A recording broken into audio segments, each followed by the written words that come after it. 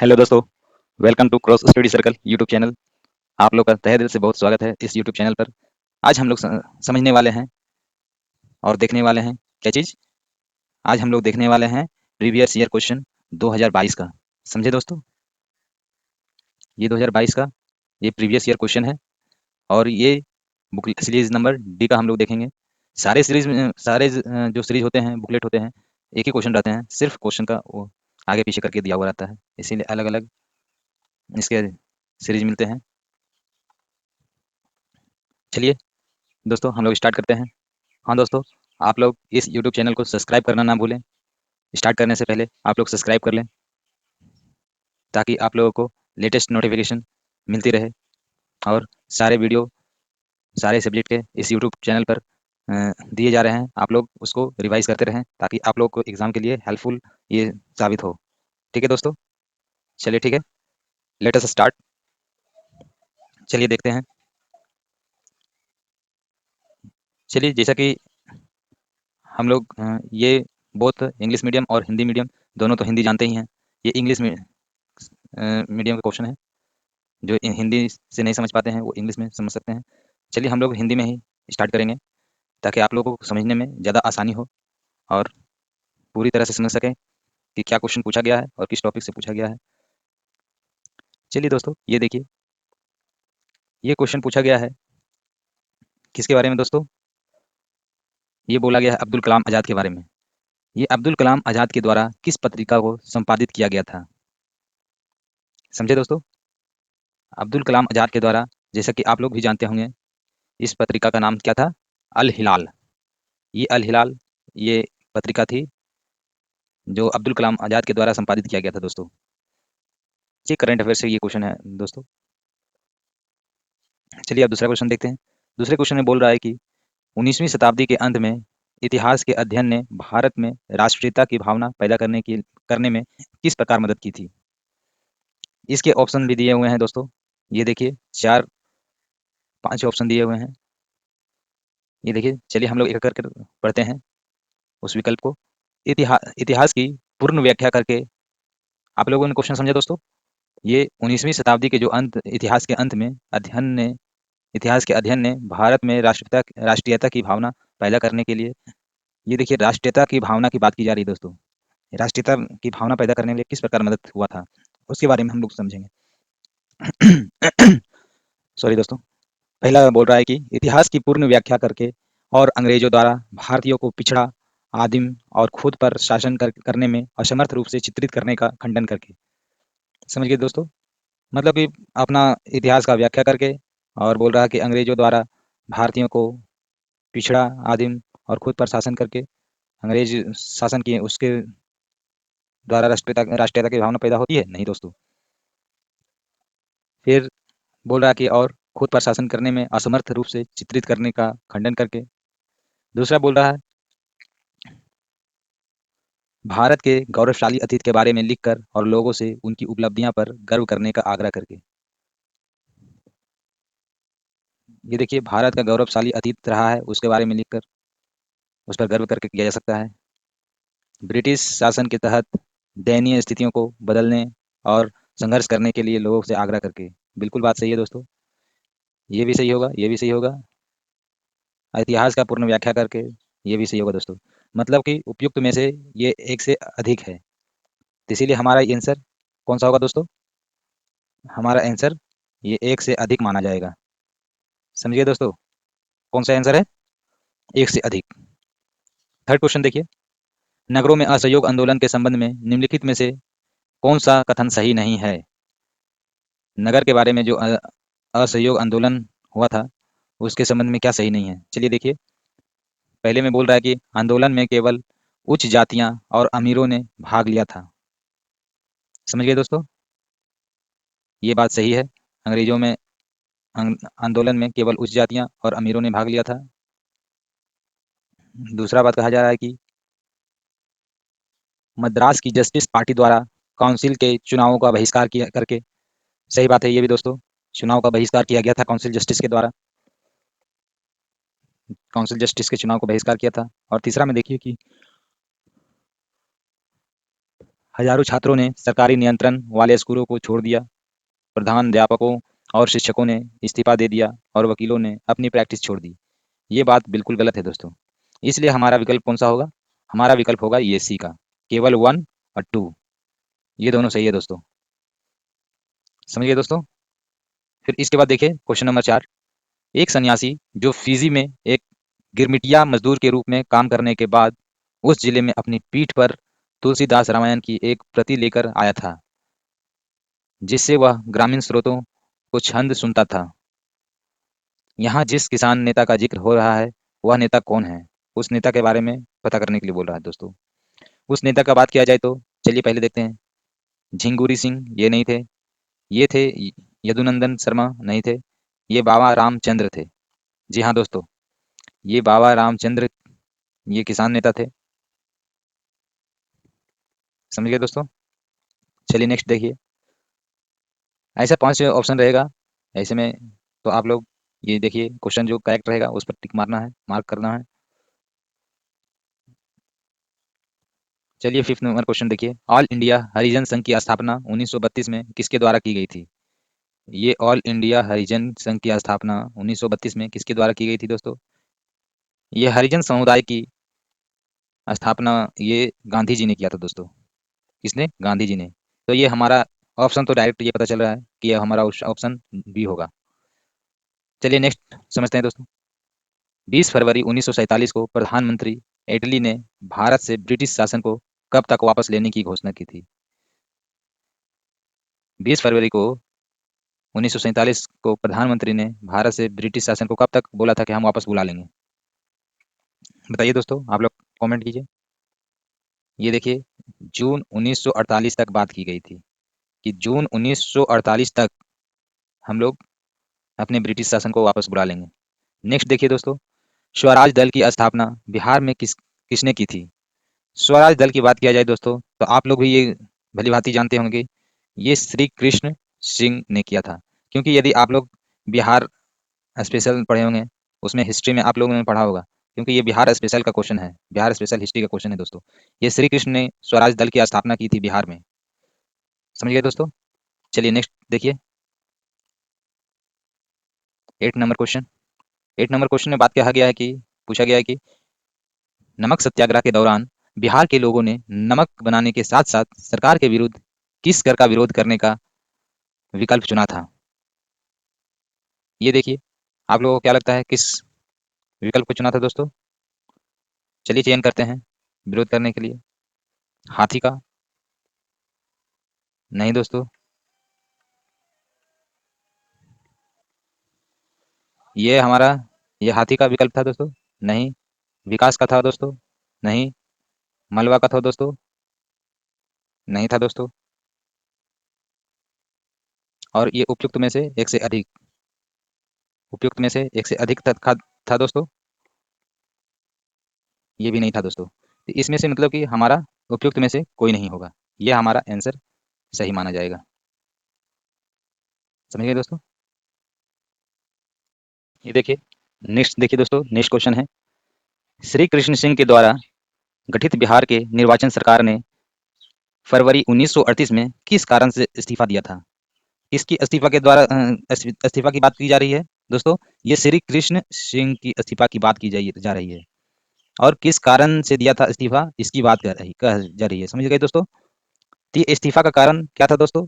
चलिए विकल्प हम लोग समझते हैं, पढ़ते हैं। भारत की आज़ादी के आंदोलन में भाग लेने के कारण से इस्तीफा दिया था, कि आज़ादी के आंदोलन में भाग लेना पड़ेगा, इस कारण से इस्तीफा दिया था दोस्तों। दूसरा बोला है राजनीतिक कैदियों को छोड़ने के कारण से दोस्तों। तीसरा बोला गया है गांधी जी द्वारा ब्रिटिश के विरुद्ध सत्याग्रह आंदोलन के कारण दोस्तों, कि गांधी जी ब्रिटिश के विरुद्ध सत्याग्रह आंदोलन स्टार्ट किए थे, उस कारण से। या उपयुक्त में से कोई नहीं, या उपयुक्त में से एक से अधिक आंसर है दोस्तों। ये हमारा आंसर होगा, ये बी आंसर होगा दोस्तों। ये राजनीतिक कैदियों को छोड़ने के कारण से ये श्री कृष्ण सिंह ने 1938 में इस्तीफा अपना दिया था। जी हाँ दोस्तों, इसी कारण से दिया था। ये देखिए ये भी आपका बिहार स्पेशल का ही क्वेश्चन है, क्योंकि ये बिहार से रिलेटेड है ये क्वेश्चन दोस्तों। समझ गए? चलिए नेक्स्ट देखिए, किसने चंपारण सत्याग्रह के दौरान बिहार में गांधी जी बिहार में गांधी जी की जान बचाई थी। ये सत्याग्रह आंदोलन, सॉरी, चंपारण सत्याग्रह आंदोलन जब हो रही थी दोस्तों, उस दौरान में गांधी जी का किसने जान बचाया था दोस्तों? गांधी जी का, जी हाँ दोस्तों, ये थे बतक मियाँ थे। याद रखिएगा इनको दोस्तों, बतक मियाँ इनका नाम था। इन्होंने ही इनकी जान बचाई थी।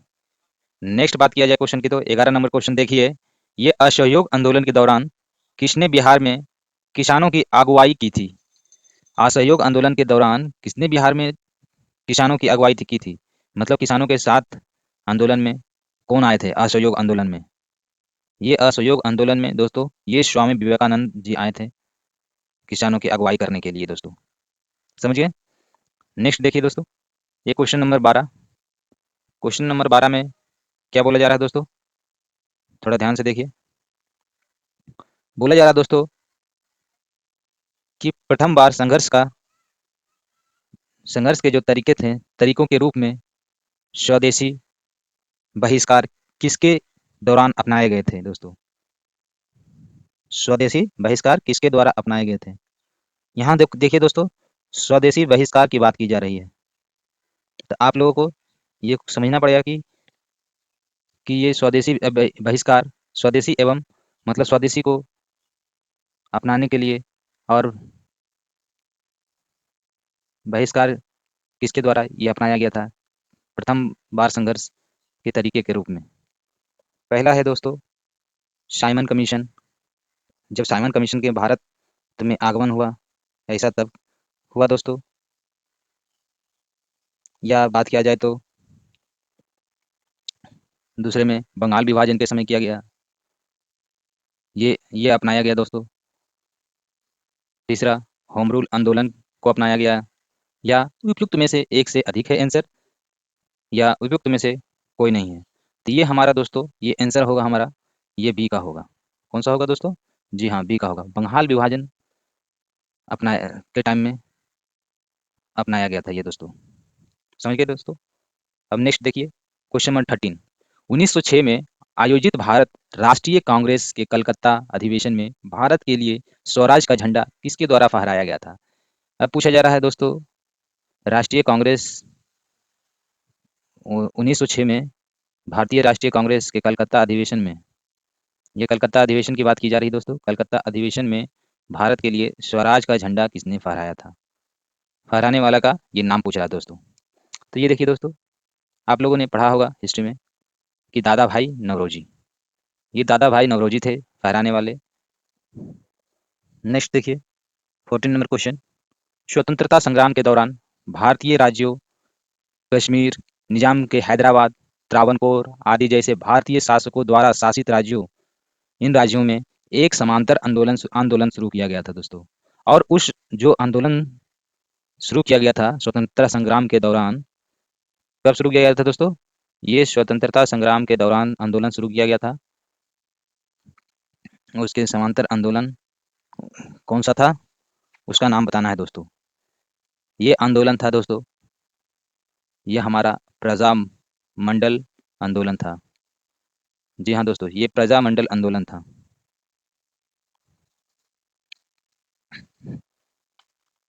चलिए नेक्स्ट देखिए दोस्तों। इसके बाद भारतीय स्वतंत्रता संग्राम के बारे में निम्नलिखित में से कौन सा कथन सही नहीं है? इसमें देखिए दोस्तों, याद रखिएगा, नहीं वाले में थोड़ा ध्यान से आंसर पढ़ने के बाद टिक मारिएगा, क्योंकि लोग अक्सर जो सही रहता है उसे ही मार देते हैं। इसीलिए सही नहीं है उसे मारना है, ठीक। बोला गया है इसमें भारतीय स्वतंत्रता संग्राम के बारे में निम्नलिखित में से कौन सा कथन सही नहीं है? स्वतंत्रता संग्राम के बारे में समझना है दोस्तों। इसमें स्वतंत्रता संग्राम के बारे में बात किया गया है कि चौरी चौरा कांड के कारण गांधी जी ने असहयोग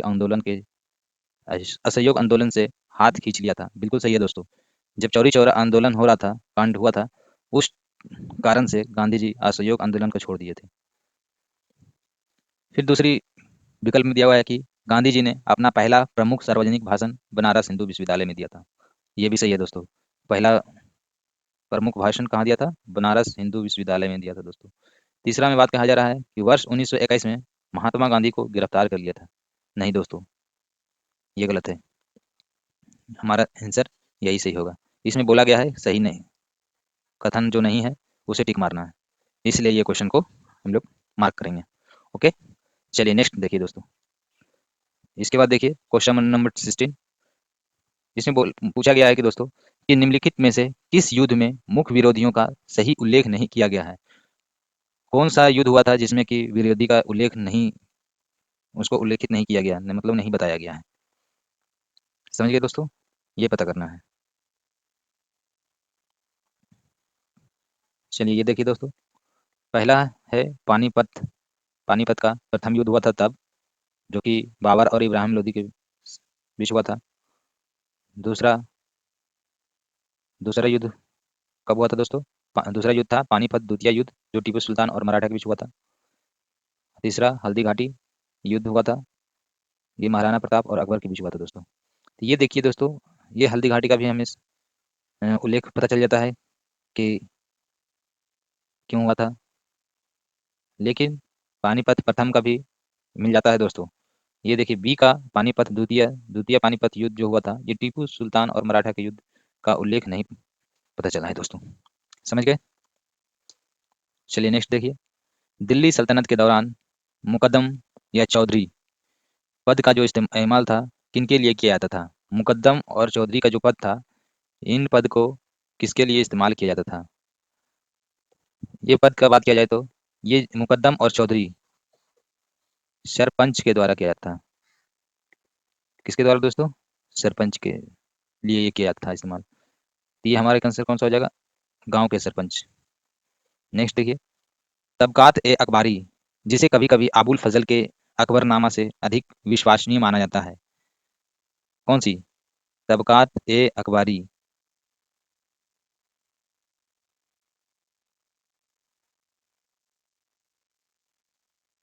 समझिए दोस्तों, ये तबकात ए अखबारी जिसे भारतीय अबुल फजल के अकबरनामा से अधिक विश्वसनीय माना जाता था, ये किसके द्वारा लिखा गया था दोस्तों? 18 नंबर क्वेश्चन में ये लिखा गया था दोस्तों। ये पहला ही आंसर हम लोगों का सही हो जाएगा, क्योंकि ये निजामुद्दीन अहमद के द्वारा तबकात ए अखबारी को लिखा गया था। समझिए दोस्तों, फिर इसमें देखिए 9 नंबर क्वेश्चन में, इनमें से किस प्रसिद्ध शासक ने अपनी माता के नाम पर विजयनगर के पास नागालपुरम की एक उपनगरीय बस्ती की स्थापना कर दी थी दोस्तों? कौन सा प्रसिद्ध शासक था जो अपनी माता के नाम पर ही इस बस्ती को स्थापित कर दिया था दोस्तों? उसका नाम था दोस्तों कृष्णदेव राय। क्या नाम था दोस्तों? कृष्णदेव राय। इन्होंने अपनी माता के नाम पर नागलपुरम कर दिया था दोस्तों। चलिए नेक्स्ट क्वेश्चन देखिए। नेक्स्ट क्वेश्चन की बात की जाए तो 1940 में 1940 में पटना महिला महाविद्यालय की स्थापना निम्नलिखित में से किस समाज के द्वारा किया गया था दोस्तों? पटना महिला महाविद्यालय की स्थापना किस समाज के द्वारा किया गया था दोस्तों? ये क्वेश्चन नंबर 20 देखिए। पहला सोसाइटी ऑफ जीसस के नाम से किया गया था। दूसरा आयरिश क्रिश्चियन ब्रदर्स के नाम से किया गया था। या तीसरा sisters of the apostolic Carmel के नाम से किया गया था। ये थर्ड वाला ही सही है दोस्तों।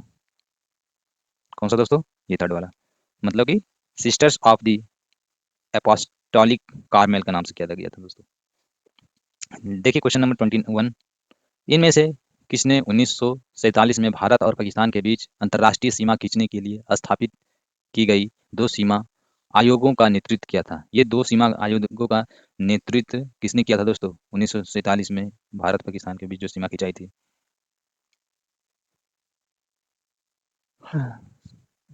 दो सीमाओं को नेतृत्व करने वाला कौन था दोस्तों?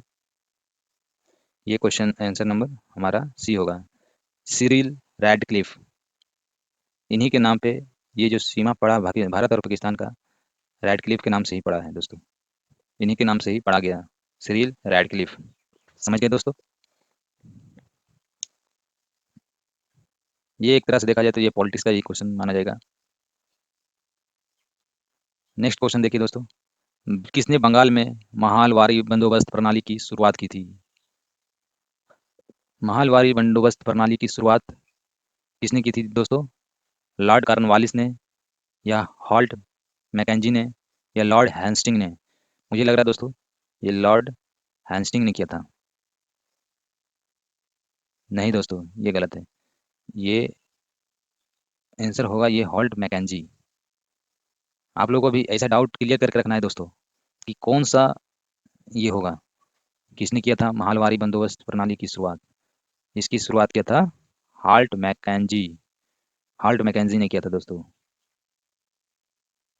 समझ गए? चलिए, इसके बाद हम लोग नेक्स्ट क्वेश्चन देखते हैं। नेक्स्ट क्वेश्चन की बात किया जाए तो क्वेश्चन नंबर 23।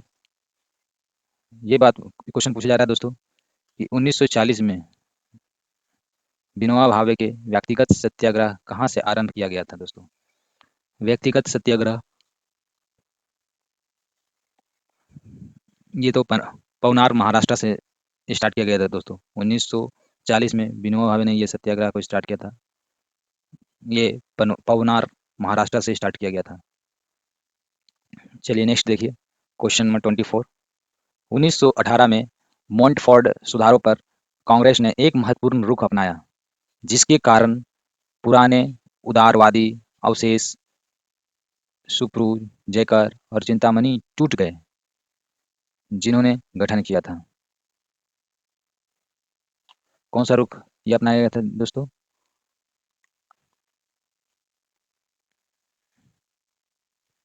जिसके कारण कि पुराने उदारवादी ये लोग टूट गए। क्या हो गए दोस्तों? टूट गए। तो ये पूछ रहा, जिन्होंने गठन किया था, किस चीज़ का गठन किया था दोस्तों? ये पूछा जा रहा है। गठन करने के बारे में पूछ रहा है कि किस चीज़ का गठन किया गया था। भारत सेवक समाज का, स्वराज पार्टी का, या इंडियन नेशनल लिबरल फेडरेशन का, या ये सब कोई नहीं है। इसमें आंसर होगा दोस्तों, जी हाँ, ये सी आंसर होगा। इंडियन नेशनल लिबरल फेडरेशन का गठन किया था दोस्तों। नेक्स्ट देखिए, इसके बाद कैबिनेट मिशन निम्नलिखित में से किसके लिए भारत भेजा गया था? कैबिनेट मिशन को निम्नलिखित में से भारत किसके लिए भेजा गया था? किसके लिए भारत भेजा गया था? ये देखिए दोस्तों, पहला ऑप्शन है एक राज्य सरकार की स्थापना करने के लिए भेजा गया था कैबिनेट मिशन को, या सत्ता के हस्तांतरण के लिए। एक क्या है दोस्तों?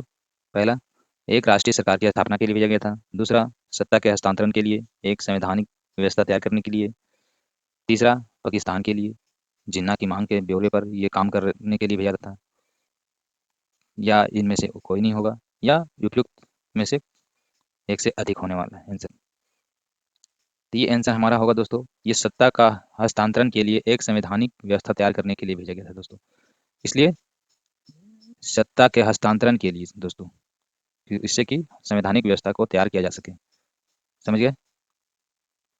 इसके बाद बात किया जाए 26 नंबर क्वेश्चन में, तो इनमें से किसने हुमायूं को यह प्रस्ताव दिया था कि यदि उसे बंगाल पर अधिकार करने दिया गया तो वह बिहार को समर्पित कर देगा और 10 लाख दिनार की वार्षिक श्रद्धांजलि अर्पित करेगा? किसने हुमायूं को यह प्रस्ताव दिया था दोस्तों?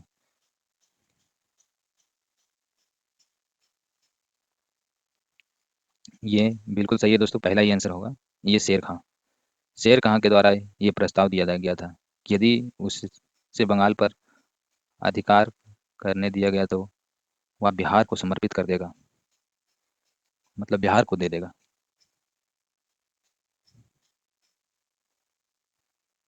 शेर खां को ये बात कहा था। चलिए इसके बाद देखते हैं क्वेश्चन नंबर 27। विक्रमशिला विश्वविद्यालय किसके द्वारा स्थापित किया गया दोस्तों? ये देखिए दोस्तों, बिहार स्पेशल का ही क्वेश्चन है। विक्रमशिला विश्वविद्यालय ये आपका धर्मपाल के द्वारा स्थापित किया गया। किसके द्वारा? धर्मपाल के द्वारा। जी हाँ दोस्तों, ये हमारा आंसर कौन सा होगा? धर्मपाल के द्वारा। नेक्स्ट क्वेश्चन देखिए दोस्तों, इनमें से बिहार के प्रथम राज्यपाल कौन थे दोस्तों? राज्यपाल की बात किया जाए तो हमारे प्रथम राज्यपाल, ये बिल्कुल ही पहला आंसर ही होगा, सर जेम्स डेविड सिफ्टन थे। समझ गए दोस्तों? कौन थे? Sir James David Sifton. ये बिहार के प्रथम राज्यपाल बने थे। समझ गए दोस्तों? चलिए क्वेश्चन नंबर 29 देखते हैं। 29 में बताया पूछा जा रहा है कि महात्मा गांधी एंड बिहार सम रेमिनेंसेस के लेखक कौन थे? किसके लेखक दोस्तों? महात्मा गांधी एंड बिहार के लेखक की बात की जा रहा है। लेखक की बात करें दोस्तों तो ये हम इसके लेखक थे डॉक्टर राजेंद्र प्रसाद थे दोस्तों। जी हाँ। बिहार का सबसे पुराना गिरजाघर कौन सा है? बिहार के गिरजाघर की बात किया जाए तो सबसे पुराना गिरजाघर पादरी की हवेली जो है उसको ही माना जाता है। किसको? पादरी की हवेली को माना जाता है दोस्तों। फिर इसके बाद देखिए दोस्तों, प्राचीन काल में गंगा में दक्षिण क्षेत्र को क्या कहा जाता है, कहा जाता था? प्राचीन काल में गंगा को क्या कहा जाता था दोस्तों? आप लोग कमेंट में लिखिए। प्राचीन काल में पहला क्वेश्चन ऑप्शन है तक्षशिला कहा जाता था दोस्तों। दूसरा चोल। तीसरा अनर्थ। तीसरा क्या है दोस्तों? अनर्थ है। या क्या कहा जाता था दोस्तों? या फोर्थ में ऑप्शन दिया हुआ है कि उपयुक्त में से कोई भी नहीं, या उपयुक्त में से एक से ज्यादा होगा दोस्तों। बोलिए दोस्तों। तो ये आंसर हमारा क्या होगा? उपयुक्त में से कोई नहीं। समझ गए? नेक्स्ट क्वेश्चन देखिए, भारत उपमहाद्वीप में लोहे का प्रयोग कब शुरू किया गया था? ये लोहे का प्रयोग की बात किया जा रहा है दोस्तों। लोहे का प्रयोग कब शुरू किया गया था? उपमहाद्वीप की बात की जा रही है दोस्तों, भारत की। तो ये दोस्तों कब शुरू किया गया था? 12,000 वर्ष पहले किया गया था, या 6,000 वर्ष पहले किया गया था, या 9,000 वर्ष पहले किया गया था? तो दोस्तों इसमें से कोई आंसर सही नहीं है दोस्तों, इसलिए उपयुक्त में से कोई नहीं होगा। ठीक है, चलिए नेक्स्ट क्वेश्चन देखिए, दूसरी शताब्दी के आसपास रचित संस्कृत के शिलालेख के अनुसार सुदर्शन झील एक कृत्रिम जलाशय की मरम्मत किसने की थी? किसकी दोस्तों? ये दूसरी शताब्दी की बात हो रही है। दूसरी शताब्दी के आसपास रचित संस्कृत के लेखा शिलालेख के अनुसार बात की जा रही है। सुदर्शन झील एक कृत्रिम जलाशय की मरम्मत किसने की थी? पहला क्वेश्चन, पहला विकल्प क्या है दोस्तों? कनिष्क ने किया था। दूसरा रुद्रदमन ने किया था। तीसरा हर्ष ने किया था दोस्तों। तो ये आंसर होगा हमारा, ये रुद्रदमन ने किया था दोस्तों। 35 नंबर क्वेश्चन देखिए दोस्तों, झांसी के पास देवगढ़ का मंदिर और इलाहाबाद के पास गढ़वा मंदिर में बनी जो मूर्तियां हैं, उस मूर्तियां को किस कला के महत्वपूर्ण अवशेष हैं? उस मूर्ति बनी मूर्तियां किस कला में के महत्वपूर्ण अवशेष हैं वो, ये पूछा जा रहा है दोस्तों। तो ये इस कला को बोलते हैं, बताया गया होगा दोस्तों, हिस्ट्री में आप लोगों ने पढ़ा होगा कि ये जो मूर्ति है इसको गुप्त कला बोला जाता है। ये गुप्त कला के अवशेष की पहचान हुई है दोस्तों। समझ गए? चलिए इसके बाद नेक्स्ट देखिए, नेक्स्ट क्वेश्चन नंबर 36 देखिए दोस्तों। क्वेश्चन नंबर 36 की बात किया जाए तो इसमें ये आपका करंट अफेयर से क्वेश्चन पूछा गया है दोस्तों। देखिए, निम्नलिखित में से किस केंद्रीय मंत्रालय ने हाल ही में 2022 में युवा 2.0 योजना का शुभ आरंभ किया था? ये उस टाइम मंत्रालय ने किया था शुभारंभ। कौन से मंत्रालय थे दोस्तों? ये मंत्रालय था, ये शिक्षा का मंत्रालय था, युवा मंत्रालय 2.0, ये शिक्षा का मंत्रालय था दोस्तों। हाँ, 37 में देखिए दोस्तों, गृह मंत्रालय ने नवंबर 2022 को देश की कितनी भाषाओं की फील्ड वीडियोग्राफी के साथ भारतीय मातृ सर्वेक्षण कार्य को पूरा किया है दोस्तों? भारतीय मातृ भाषा सर्वेक्षण कार्य को पूरा किया है। ये भी करंट अफेयर का क्वेश्चन है दोस्तों। ये हमारा क्वेश्चन आंसर होगा, ये 576 होगा दोस्तों। कितने कार्य को पूरा किया दोस्तों? 576 कार्य को पूरा किया दोस्तों। नेक्स्ट देखिए, 38 नंबर क्वेश्चन, निम्नलिखित में से किस समिति ने जनवरी 2026 से पूर्ण मूल्य निर्धारित स्वतंत्रता की सिफारिश करते हुए गैस मूल्य निर्धारण पर एक रिपोर्ट प्रस्तुत की है दोस्तों? कौन सी समिति है दोस्तों? ये किरीट पारिक समिति है दोस्तों। कौन सा है? किरीट पारिक समिति है दोस्तों। 39 नंबर क्वेश्चन देखिए दोस्तों, निम्नलिखित में से किस शहर में स्वच्छ सर्वेक्षण 2022 के अनुसार 5 सितारा कचरा मुक्त शहर रैंक से सम्मानित नहीं किया गया है दोस्तों? कौन सा शहर इन निम्नलिखित में से जिसको सम्मानित नहीं किया गया? सूरत पहला, दूसरा भोपाल, तीसरा नवी मुंबई दोस्तों। तो ये तीनों को 5 स्टार से सम्मानित किया गया है दोस्तों, इसलिए हमारा आंसर क्या हो जाएगा, सॉरी, क्या पूछा है, किसको सम्मानित नहीं किया गया दोस्तों? तो नहीं सम्मानित करने वाला में से ये कोई नहीं है दोस्तों। तो इसलिए हमारा आंसर हो गया उपयुक्त में से कोई नहीं। समझ गए? चलिए क्वेश्चन नंबर 40 देखिए। प्रधानमंत्री ने निम्नलिखित में से किस स्थान पर पहला ग्रीनफील्ड हवाई अड्डा ड्रोन पोलो हवाई अड्डा के नाम से उद्घाटन किया दोस्तों? समझ गए? ढोलका में, ईटानगर में, डिब्रूगढ़ में। तो ये है दोस्तों, ये उद्घाटन किया था उस टाइम ईटानगर में, जो कि प्रधानमंत्री ग्रीनफील्ड हवाई अड्डा ड्रोन पोलो हवाई अड्डा का उद्घाटन किया था ईटानगर में। चलिए नेक्स्ट क्वेश्चन देखिए 41 का। किस जानवर को नवंबर 22 में भारतीय खाद्य सुरक्षा और मानक प्राधिकरण द्वारा एक खाद्य पशु के रूप में अनुमोदित किया गया? ये भी करंट अफेयर का क्वेश्चन है दोस्तों। ये हिमालय याक की बात कर रहे हैं दोस्तों इसमें। ये डायरेक्ट आंसर है, किसकी बात कर रहे हैं, ये हिमालय याक की बात कर रहे हैं दोस्तों। इसको अनुमोदित किया गया था दोस्तों। 42 नंबर क्वेश्चन में देखिए, भारत का पहला फ्लोटिंग वित्तीय साक्षरता शिविर हाल ही में India post payment payment bank द्वारा निम्नलिखित में से किस पर आयोजित किया गया था? समझिए दोस्तों, क्वेश्चन क्या बोला है दोस्तों? भारत का पहला फ्लोटिंग वित्तीय साक्षरता शिविर हाल ही में इंडिया पोस्ट पेमेंट बैंक के द्वारा निम्नलिखित में से किस स्थान पर आयोजित किया गया था? ये स्थान था दोस्तों, ये श्रीनगर में आयोजित किया गया था पोस्ट बैंक के द्वारा इंडिया पोस्ट पेमेंट को। कहाँ किया गया था दोस्तों? ये श्रीनगर में।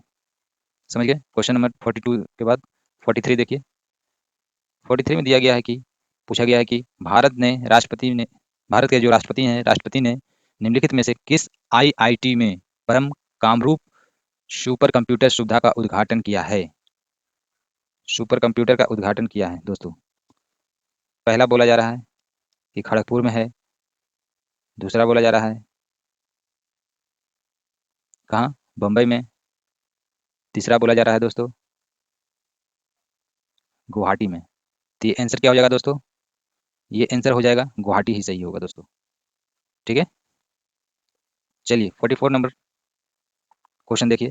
ये देखिए करंट अफेयर का ये क्वेश्चन है दोस्तों। 8 अक्टूबर 2022 को मनाए गए 9वें भारतीय वायुसेना दिवस पर 80 वायुयानों के घंटे भर का हवाई प्रदर्शन निम्नलिखित में से किस स्थान पर आयोजित किया गया था दोस्तों?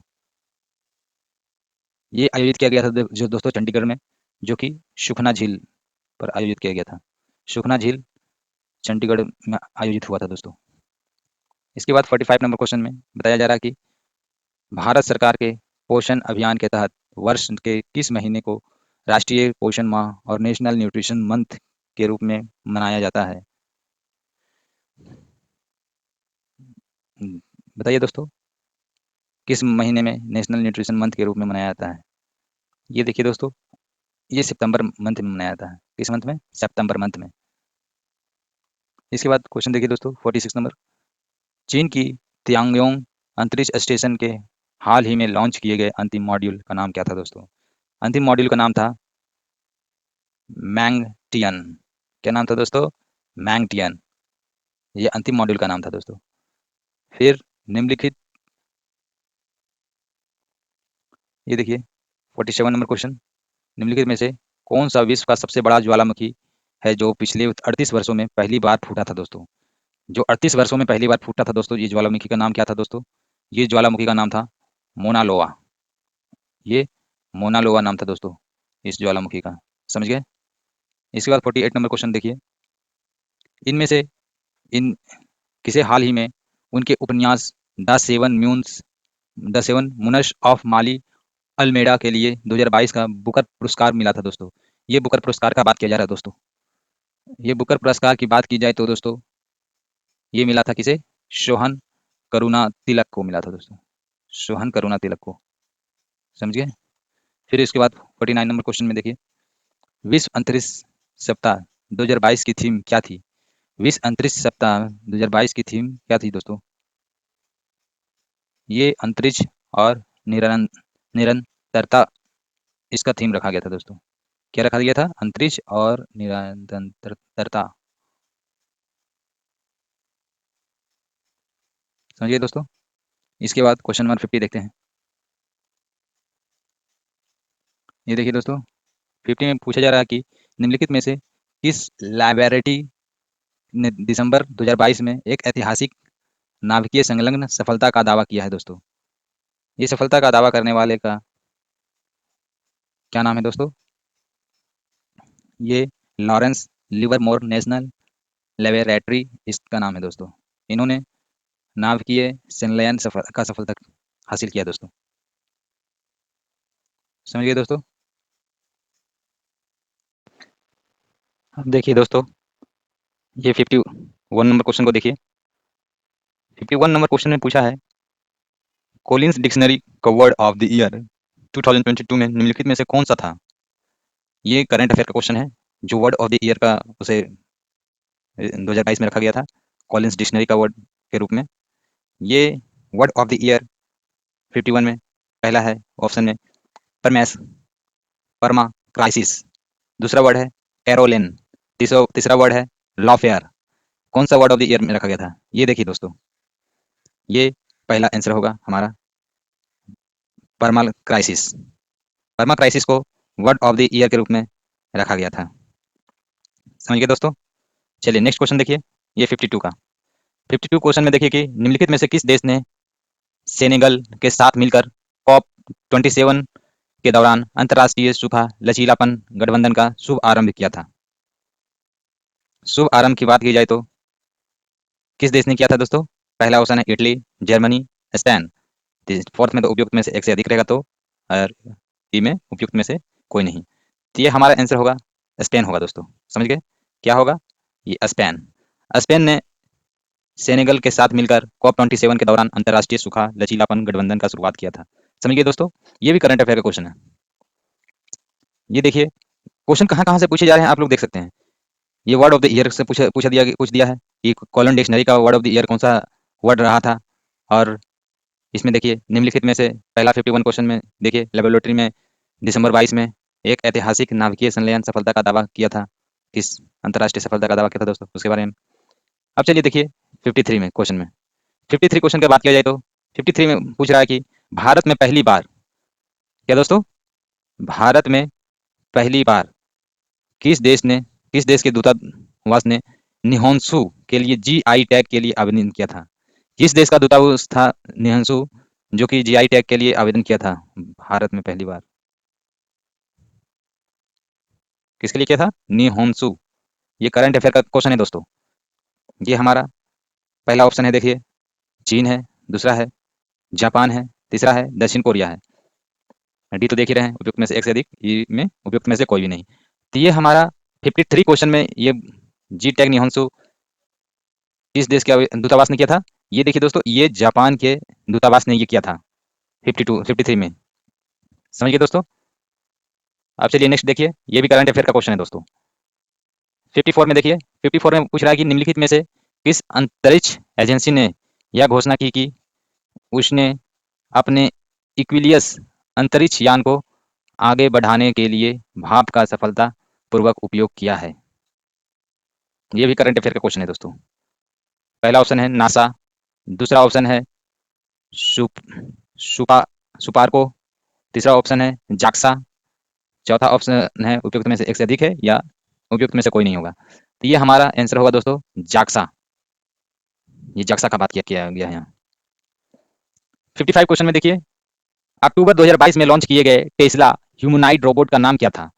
2022 में जो टेस्ला ह्यूमनॉइड रोबोट लॉन्च हुआ था उसका नाम पूछ रहा दोस्तों, जिसका नाम कि आप लोग जानते ही होंगे, क्योंकि ये तो प्रीवियस ईयर क्वेश्चन का है, करंट अफेयर 2022 का। समझिए कि ये 2021 का लास्ट का क्वेश्चन होगा या 2022 का स्टार्टिंग का।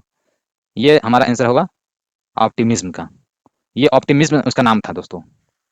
चलिए नेक्स्ट क्वेश्चन देखिए दोस्तों। नेक्स्ट क्वेश्चन में पूछ रहा है कि पहला जो तैरता हुआ सौर ऊर्जा संयंत्र है वो बिहार में किस स्थापना पर बनाया गया है? मतलब किस स्थान पर बनाया गया है दोस्तों? पहला तैरता हुआ सौर ऊर्जा सॉरी दोस्तों संयंत्र बिहार में किस स्थान पर बनाया गया है? ये बिहार में किस जगह बनाया गया है दोस्तों? कदीराबाद, दरभंगा में ये बनाया गया है। कहाँ बनाया गया दोस्तों? ये दरभंगा में बनाया गया है। कहाँ? कदीराबाद में। ये दरभंगा जिले के कदीराबाद में बनाया गया है। चलिए इसके बाद क्वेश्चन नंबर देखिए 57। 57 क्वेश्चन में भी ये करंट अफेयर का क्वेश्चन पूछा गया है 2019-20 के आर्थिक सर्वेक्षण के लेकर कि 2019-20 में आर्थिक सर्वेक्षण के अनुसार किस जिले के प्रति व्यक्ति आय सबसे कम है? आय के बारे में पूछा गया दोस्तों। किस जिले में सबसे कम आर्थिक व्यक्ति आय सबसे कम है? ये क्या होगा दोस्तों? ये 57 नंबर पे ये हमारा हो जाएगा शिवहर। ये शिवहर यहाँ सबसे कम आय है। 58 नंबर क्वेश्चन में देखिए, 2020-21 के लिए नीति आयोग एसडीजी रिपोर्ट के अनुसार बिहार राज्य का स्कोर कितना रहा है? एसडीजी रिपोर्ट के अनुसार नीति आयोग के लिए बिहार का स्कोर, बिहार राज्य का स्कोर कितना रहा है दोस्तों? ये स्कोर देखा जाए तो ये हमारे बिहार का 100 से लेकर 100 में से, ये टोटल टोटल 100 नंबर का था, तो 100 में से 52 रहा है हमारे बिहार राज्य का स्कोर। समझ गए दोस्तों? अब चलिए नेक्स्ट देखिए, 59 नंबर क्वेश्चन, खेलो इंडिया महिला टूर्नामेंट में पहली बार किस खेल का खेल को शामिल किया गया था दोस्तों? महिला जो टूर्नामेंट हुआ था पहली बार, वो खेलो इंडिया महिला टूर्नामेंट, उसमें पहली बार किस खेल को शामिल किया गया था? ये देखिए दोस्तों, ये पहली बार क्रिकेट था, या ट्रैक साइकिलिंग था, या तीर अंदाजी था? ये सर, ये तो क्या था? ये ट्रैक साइकिलिंग था दोस्तों। चलिए नेक्स्ट क्वेश्चन देखिए, निम्नलिखित में से किसे अगस्त 2022 में भौगोलिक संकेतक जीआई टैग से सम्मानित किया गया? भौगोलिक संकेतक जीआई टैग से सम्मानित करने वाला कौन सा था? पहला बिहार का एप्लिक था, जो कि खतवा वर्ग कहा जाता है। दूसरा बिहार के सिक्की घास था, या तीसरा मिथिला मखाना था? ये देखिए दोस्तों, ये मिथिला मखाना था। इसको जीआई टैग से सम्मानित किया गया 2022 में भौगोलिक संकेतक के तौर पर। नेक्स्ट क्वेश्चन देखिए, निम्नलिखित में से किस वर्ष 2022 में यूनेस्को विश्व धरोहर सूची में जोड़ा गया? किस वर्ष 2022 में यूनेस्को किसे जोड़ा गया दोस्तों 2022 के यूनेस्को विश्व धरोहर की सूची में? पहला है लंगट सिंह कॉलेज में जो खगोलीय वेधशाला है उसे जोड़ा गया। दूसरा बोध गया स्थित महाबोधि मंदिर परिसर को। तीसरा नालंदा महाविहार का पुरातात्विक स्थल को। या उपयुक्त में से एक से अधिक, या उपयुक्त में से कोई नहीं? ये देखिए दोस्तों, इसमें से कोई नहीं है दोस्तों। 2022 में ऐसा किसी, ये जो दिया गया है तीनों में से, इसमें से किसी को नहीं जोड़ा गया था।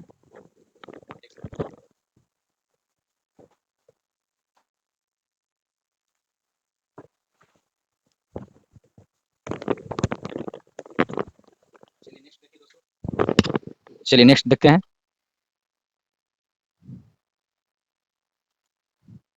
ये क्वेश्चन नंबर 62 में पूछ रहा है दोस्तों कि business reformers action plan BRAP, इसके द्वारा वर्ष 2020 में व्यापार करने में आसानी में बिहार ने 36 राज्यों में कितना रैंक हासिल किया था दोस्तों? ये 36 राज्यों में दोस्तों, ये 23वां रैंक हासिल किया था, या 22वां हासिल किया था, या 24वां हासिल किया था, या 25वां हासिल किया था दोस्तों? 23, 24, 25, इसमें से देखिए दोस्तों कोई नहीं है। कोई नहीं तो कौन सा हो जाएगा दोस्तों? उपयुक्त में से, उपयुक्त में से कोई नहीं हो जाएगा दोस्तों 62 नंबर क्वेश्चन में। चलिए 63 नंबर क्वेश्चन देखिए, 28 नवंबर 2022 को मुख्यमंत्री नीतीश कुमार द्वारा गंगा जल आपूर्ति योजना का उद्घाटन किस स्थल पर किया गया था?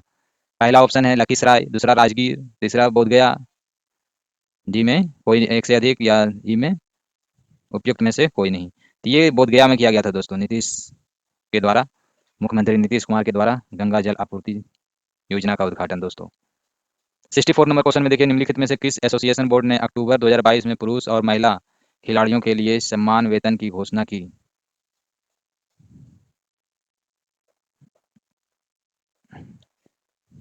अक्टूबर 2022 में पुरुष और महिला खिलाड़ियों के लिए समान वेतन की घोषणा किस एसोसिएशन ने की दोस्तों? पहला है ऑप्शन बिहार क्रिकेट एसोसिएशन ने की, दूसरा भारतीय क्रिकेट कंट्रोल बोर्ड ने किया, या गुजरात क्रिकेट एसोसिएशन ने किया?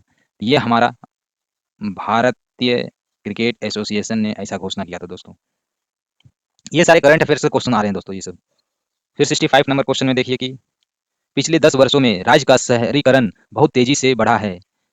शहरीकरण बहुत तेजी से बढ़ा है। 2011 की जनगणना के अनुसार बिहार में शहरीकरण का स्तर कितना प्रतिशत था, जो बढ़कर वर्तमान में इतना प्रतिशत हो गया है? शहरीकरण पहले कितना था दोस्तों 2011 में? 2011 के जनगणना के अनुसार तो हम लोग जानते हैं कि ये 11.3 था शहरीकरण के स्तर। और लेकिन ये बढ़कर अभी कितना हो गया दोस्तों? ये 15.3 हो गया। ये शहरीकरण इतना बढ़ गया दोस्तों, समझ गए?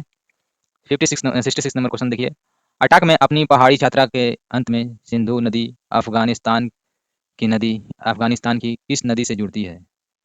अटक में अपनी पहाड़ी यात्रा के अंत में सिंधु नदी अफगानिस्तान की किस नदी से जुड़ती है? समझ गए दोस्तों? पहला ऑप्शन है अमू दरिया, दूसरा है काबुल नदी, तीसरा है हेलमंद नदी, या एक से अधिक है, या फिर इनमें से कोई नहीं है। तो क्या ऑप्शन ऑप्शन करेक्ट होगा दोस्तों? ये होगा काबुल नदी। काबुल नदी से जाके जुड़ती है। समझिए दोस्तों, किससे जुड़ती है? ये काबुल नदी से जुड़ती है दोस्तों। चलिए नेक्स्ट क्वेश्चन देखिए। निम्नलिखित में से कौन सा विश्व में सुप्रचित वन्य जीव अभियान है जिसे 1973 में शुरू किया गया था? कौन सा विश्व में सुप्रचरित चारित वन्य जीव अभियान है जिसे 1973 में शुरू किया गया था? ये 67 नंबर क्वेश्चन है दोस्तों। इसमें कौन सा ऑप्शन होगा? Project tiger, lion project, Sundarban परियोजना, या एक से अधिक, या एक से एक, इनमें से कोई नहीं। ये हमारा प्रोजेक्ट टाइगर के नाम से शुरू किया गया था, जिसे 1973 में शुरू किया गया था दोस्तों, इस प्रोजेक्ट अभियान को। क्षोभ मंडल के बारे में, ये ज्योग्राफी का क्वेश्चन है दोस्तों। क्षोभ मंडल के बारे में निम्नलिखित में से कौन सा कथन सत्य है? पहला देखिए, ऑप्शन में बोला गया है कि यह वायुमंडल की सबसे ऊपरी परत है, क्षोभ मंडल। दूसरा बोला गया इस परत पर तापमान ऊंचाई के साथ बढ़ता है। तीसरा बोला गया इसकी औसत ऊंचाई 13 किलोमीटर में है। समझ गए दोस्तों? तीसरा, चौथा, इसमें से कोई नहीं, या उस उपयुक्त में से कोई, ये एक से अधिक, या इनमें से कोई नहीं। तो ये कौन सा होगा दोस्तों? ये होगा इसकी औसत ऊंचाई 13 किलोमीटर से, औसत ऊंचाई 13 किलोमीटर की होती है, मतलब है। ये सही आंसर है दोस्तों। फिर देखिए, इसमें पूछा गया है कि 69 क्वेश्चन में पेंजिया से टूटे हुए दक्षिण महाद्वीप को क्या कहते हैं? पेंजिया से टूटे हुए दक्षिण महाद्वीप को क्या कहते हैं दोस्तों? जैसा कि आप लोग जानते हुए हैं, इसमें ऑप्शन बोलने की जरूरत नहीं है। ये तो गोंडवाना लैंड इसको कहा जाता है। ये तो आप लोग भली भांति जानते होंगे, पढ़े होंगे। फिर देखिए दोस्तों, आर्कटिक क्षेत्र और अंटार्कटिका महाद्वीप किसके निकट स्थित है? आर्कटिक क्षेत्र और अंटार्कटिका महाद्वीप किसके निकट स्थित है? पहला, सहारा रेगिस्तान। दूसरा, उत्तरी और दक्षिणी ध्रुव के निकट स्थित है। ये तीसरा, या अमेजोन बेसिन के निकट स्थित है। या दोस्तों, उत्तरी और दक्षिणी ध्रुव के निकट ये स्थित है दोस्तों। समझ गए? अब चलिए नेक्स्ट क्वेश्चन देखिए। ये देखिए दोस्तों, 71 नंबर क्वेश्चन। इसमें बोल रहा है कि म्यांमार के साथ भारत के किन राज्यों की सीमा मिलती है? म्यांमार के साथ ये पूछ रहा है दोस्तों कि किन की सीमा भारत के साथ, भारत के किन राज्यों के से मिलती है? म्यांमार की बात किया जाए तो पहला ऑप्शन है अरुणाचल प्रदेश से, नागालैंड से, मणिपुर से, मिजोरम से। दूसरा है अरुणाचल प्रदेश, इनसे तो मिलती ही है। इसमें असम, असम से नहीं मिलती है। ये नागालैंड से मिलती है, मणिपुर से मिलती है, मिजोरम से मिलती है।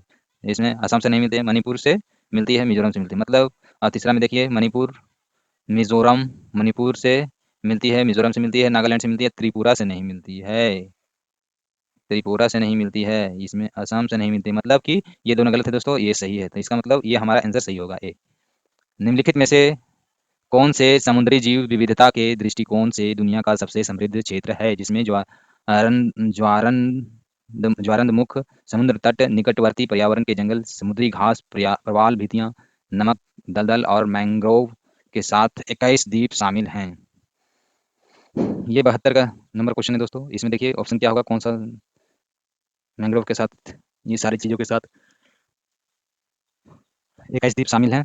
ये देखिए, पहला बोल रहा है कि मनार खाड़ी बायोस्फीयर रिजर्व शामिल है। दूसरा, नंदा देवी बायोस्फीयर रिजर्व शामिल है। तीसरा, सुंदरबन बायोस्फीयर रिजर्व शामिल है, या इनमें से अधिक है, या एक इनमें से कोई नहीं है। तो ये हमारा आंसर होगा मनार खाड़ी बायोस्फीयर रिजर्व, 21 द्वीप इनके साथ शामिल है। समुद्र,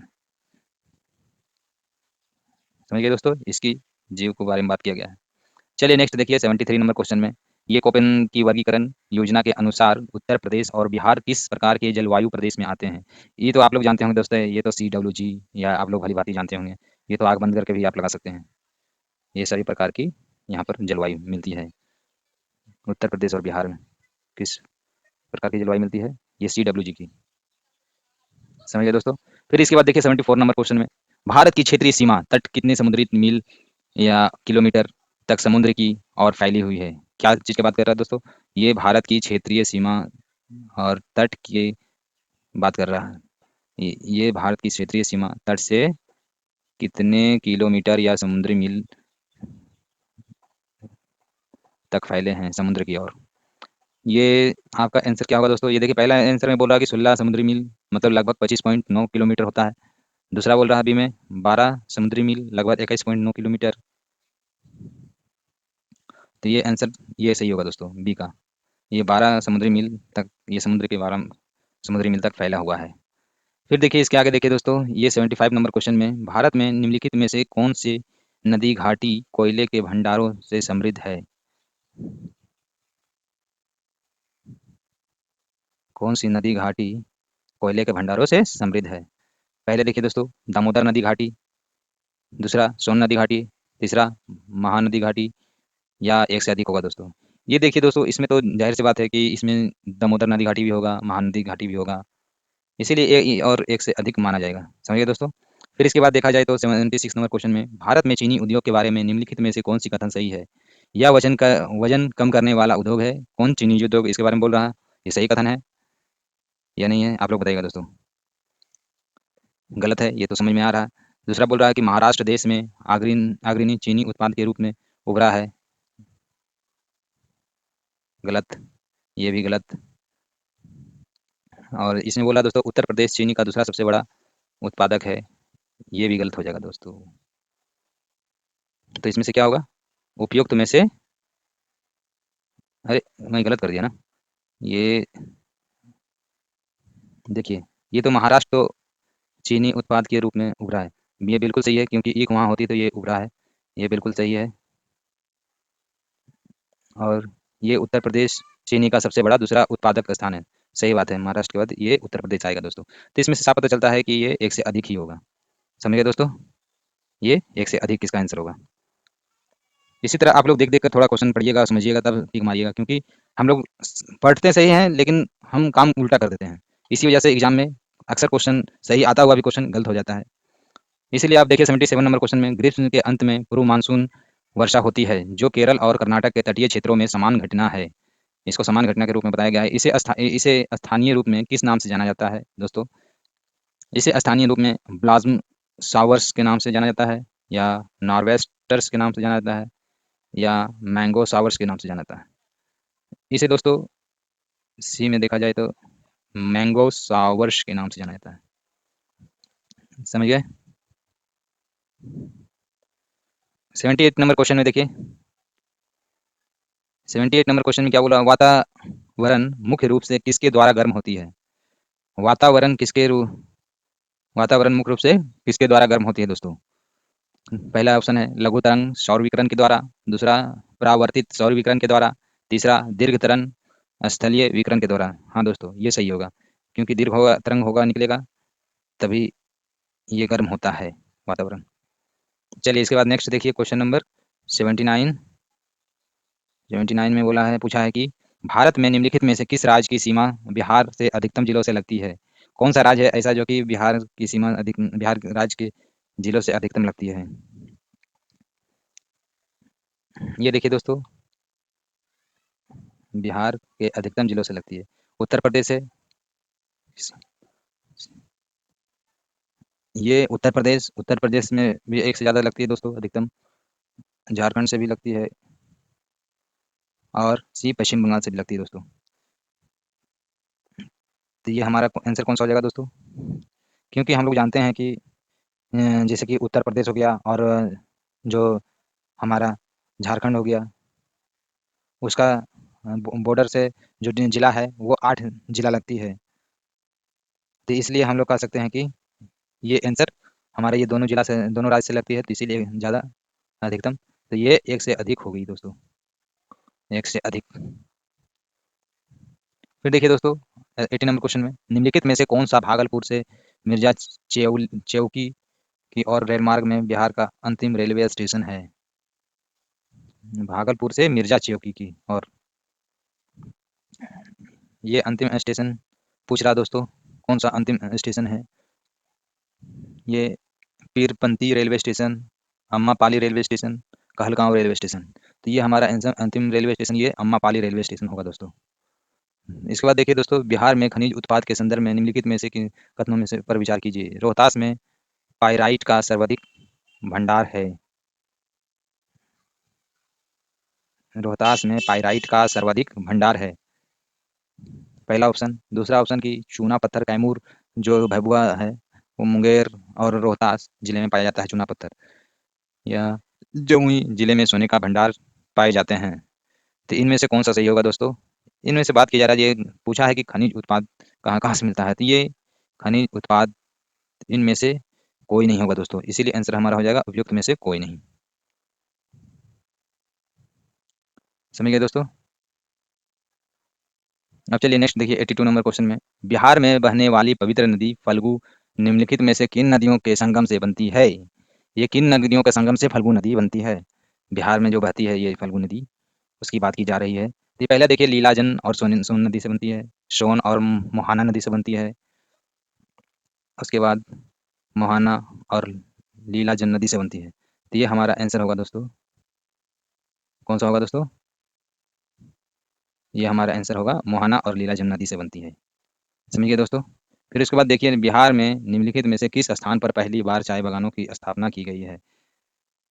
पहली बार चाय बागानों की स्थापना की गई है। पहली बार चाय बागानों की स्थापना की बात की जाए तो, एक सेकंड रुकिए दोस्तों। चाय बागानों की स्थापना की बात की जाए तो ये पहला ऑप्शन है ठाकुरगंज, दूसरा है बहादुरगंज, तीसरा है सुपौल। सुपौल नहीं है दोस्तों, बहादुरगंज भी नहीं है, ये ठाकुरगंज होगा हमारा दोस्तों। पहली बार यहीं स्थापना की गई थी चाय बागानों की। 84 में क्वेश्चन में देखिए कि बिहार में से निम्नलिखित जिलों का आरोही दशकीय जनसंख्या वृद्धि 2001 से 11 के अनुसार सही क्रम चुनिए। 2001 से 11 के बारे में आरोही दशकीय जनसंख्या की वृद्धि की बात की जा रही है दोस्तों। ये जनसंख्या सर्वे को लेकर ही आपको देखना होगा, तभी समझ में आएगा। तो इसमें पहला सिवान है कम, दूसरा किशनगंज है, फिर इसके बाद मधेपुरा है। यही हमारा आंसर भी यही होगा दोस्तों। समझ गए? मधेपुरा में जनसंख्या सबसे ज़्यादा है इन तीनों में से, फिर उसके बाद किशनगंज में, उसके बाद सिवान में। उसके बाद देखिए दोस्तों कि बिहार में कृषि आधारित उद्योगों में किस खाद्य उद्योग का प्रभुत्व ज़्यादा है? किस कृषि आधारित कौन सा उद्योगों में किस खाद्य उद्योग का प्रभुत्व ज़्यादा है? किस उद्योग का प्रभुत्व ज़्यादा है दोस्तों? ये हमारा आंसर होगा अनाज आधारित उद्योग हमारे यहाँ होता है ज़्यादातर, इसी का प्रभुत्व ज़्यादा यहाँ बिहार में है। अब देखिए क्वेश्चन नंबर 86 में, पदार्थ के लिए के एक रूप में का कोई निश्चित आकार नहीं होता है, लेकिन इसका निश्चित आयतन होता है। पदार्थ इस रूप का एक उदाहरण है। तो 86 नंबर क्वेश्चन में ये पूछा गया दोस्तों कि पहला फिर से क्वेश्चन समझिए दोस्तों। बोल रहा है कि पदार्थ पदार्थ जो है उसके एक रूप का कोई निश्चित आकार नहीं होता है। समझ गए दोस्तों? वो बोला कि इसका कोई एक निश्चित आकार नहीं होता, बिल्कुल सही है देख दोस्तों। लेकिन इसका जो निश्चित आयतन है, इसका बोला कि उसका एक लेकिन निश्चित आयतन होता है। पदार्थ इस पदार्थ के इस रूप का उदाहरण कौन सा हो सकता है सही दोस्तों? कि क्रिप्टन है, मिट्टी का तेल है, या कार्बन स्टील है? तो ये देखिए दोस्तों, ये मिट्टी का तेल सही होगा दोस्तों, इसका निश्चित आयतन होता है और पदार्थ के एक रूप में कोई निश्चित आकार इसमें नहीं होता है। चलिए दोस्तों इसके बाद देखिए 87 नंबर क्वेश्चन में, 87 नंबर क्वेश्चन में बोल रहा है दोस्तों कि कुछ धातु ऑक्साइड अम्ल और क्षार के साथ अभिक्रिया कर नमक और पानी बनाते हैं, इन्हें उभयधर्मी ऑक्साइड कहते हैं। उभयधर्मी ऑक्साइड के उदाहरण हैं, कौन कौन से उदाहरण हो सकते हैं दोस्तों? उदाहरण की बात की जाए तो Al2O3 हो सकते हैं और ZnO हो सकते हैं। ये दूसरा ऑप्शन में देखिए दोस्तों Al2O3 और CuO हो सकते हैं। तो ये हमारा देखिए दोस्तों, ये केमिस्ट्री का क्वेश्चन है, रासायनिक विज्ञान का। तो ये हमारा यही सही होगा दोस्तों। कौन सा? ये Al2O और ZnO। समझ गए दोस्तों? Al2O3 और ZnO। 88 नंबर क्वेश्चन में देखिए दोस्तों, कौन सी गैस अपने ग्रीन हाउस प्रभाव से ग्लोबल वार्मिंग में योगदान करती है? कौन सी गैस है जो कि ग्रीन हाउस प्रभाव से ग्लोबल वार्मिंग में योगदान करती है? कौन सी गैस? तो इसमें पहला ऑप्शन देखिए, नाइट्रस ऑक्साइड, दूसरा मीथेन, तीसरा कार्बन डाइऑक्साइड।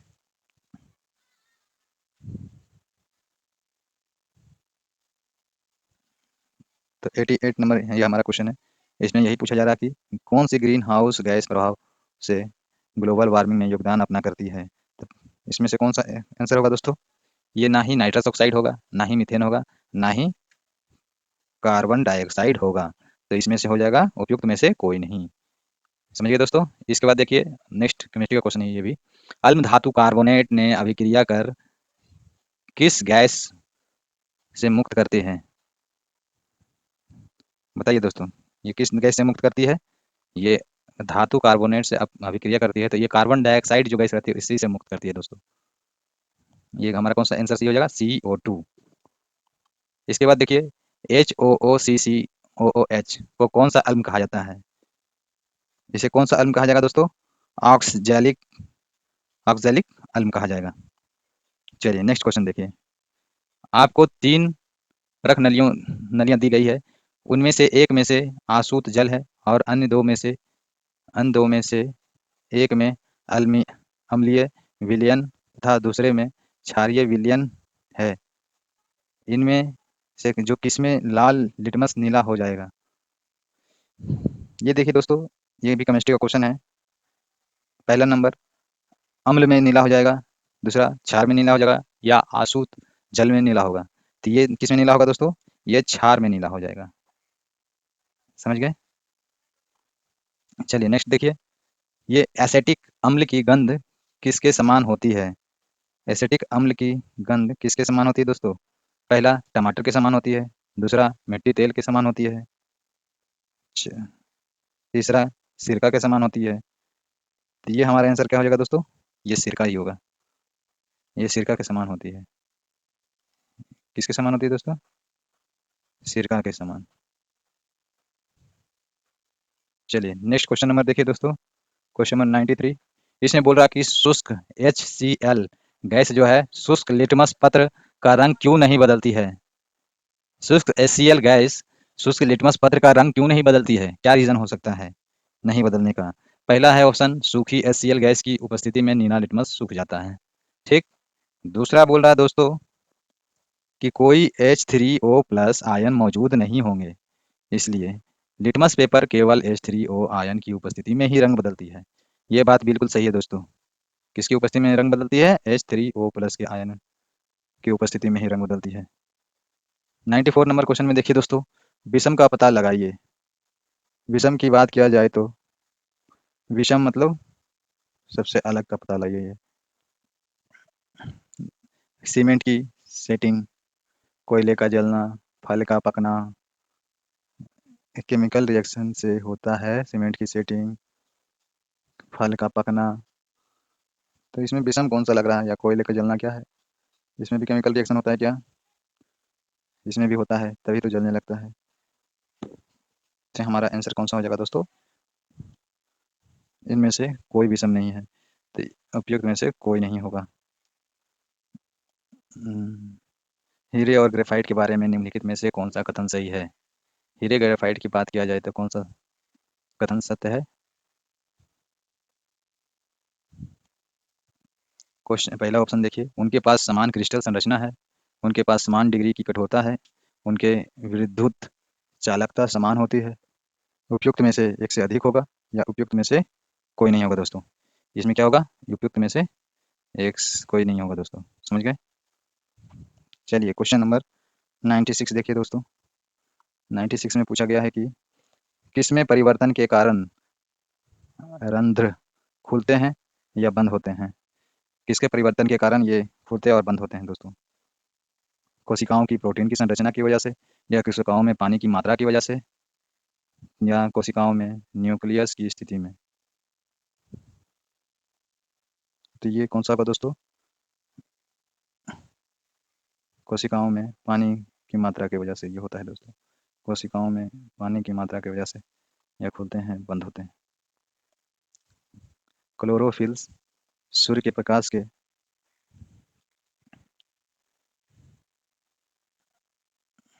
क्लोरोफिल जो है ये सूर्य के प्रकाश के इसमें क्या होगा, प्रकाश से कौन से रंग में, कौन से रंग से कौन से रंग में तरंग दैर्ध्य को अवशोषित करता है।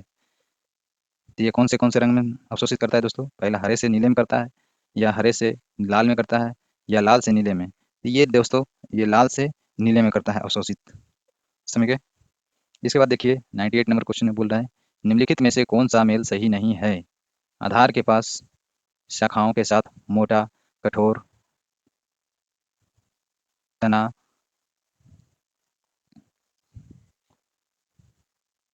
तना का पेड़ से किया है दोस्तों, कठोर तना हो गया। बोल रहा है क्वेश्चन में कि दोस्तों कि कौन सा मेल सही नहीं है, जो मेल सही नहीं रहेगा उसी को सिलेक्ट करना है, समझे। जो मेल सही रहेगा उस पर नहीं सिलेक्ट करना है। तो पहला नंबर, आधार के पास शाखाओं के साथ मोटा कठोर तना होता है, वो पेड़ के पास, गलत। दूसरा, कमजोर तना जो सीधे खड़ा नहीं हो सकता है, उसे लता कहते हैं, सही बात है, ये सही होगा। पर्णवर्त किसे कहते हैं, पत्ती को तने से जोड़ता है उसे कहते हैं, सही बात है। तो मतलब जो सही नहीं है ये पहला ही है, इसको सही कहेंगे, गलत कहेंगे। क्योंकि जो मोटा रहेगा शाखा उसको हम नहीं कर सकते हैं, और जो कठोर तना रहेगा उसको नहीं कर सकते हैं, सिर्फ पेड़ है, उस आधार पे हम नहीं कर सकते हैं। समझ गए। उसके बाद देखिए, सक्शन पुल के कारण पेड़ों में पानी बहुत ऊंचाई तक पहुंच जाता है, जिसका कारण क्या होता है, सक्शन का कारण क्या होता है दोस्तों। सक्शन का कारण देखा जाए तो ये होता है वाष्पोत्सर्जन होता है दोस्तों। पहला ऑप्शन होता है अवशोषण, पहला ऑप्शन दिया गया अवशोषण, दूसरा वाष्पोत्सर्जन, तीसरा वाष्पीकरण। तो ये हमारा, जैसा कि हमने बताया, ये वाष्पोत्सर्जन ही होगा दोस्तों। निम्नलिखित में से कौन सा क्लोरोप्लास्ट एक लक्षण है जो उसे स्व प्रतिकृति की योग्यता से बनाता है। कौन सा क्लोरोप्लास्ट का एक लक्षण है जो कि उसे स्वयं की प्रकृति से के योग से बनाता है। पहला है दोस्तों, केवल डीएनए की उपस्थिति के कारण बनाता है। दूसरा है, आरएनए की उपस्थिति के कारण बनाता है। तीसरा है, डीएनए और आरएनए दोनों की उपस्थिति से बनाता है। तो ये क्या होगा दोस्तों, ये डीएनए और आरएनए दोनों की उपस्थिति से बनाता है दोस्तों। चलिए नेक्स्ट देखिए दोस्तों, अगला क्वेश्चन। अगला क्वेश्चन 101 नंबर देखिए, इसमें ये भी साइंस का क्वेश्चन है, बायोलॉजी का है दोस्तों। कंकाल के वे हिस्से जो हड्डियों की तरह सख्त नहीं होते हैं और जो मोड़े जा सकते हैं, वे क्या कहलाते हैं।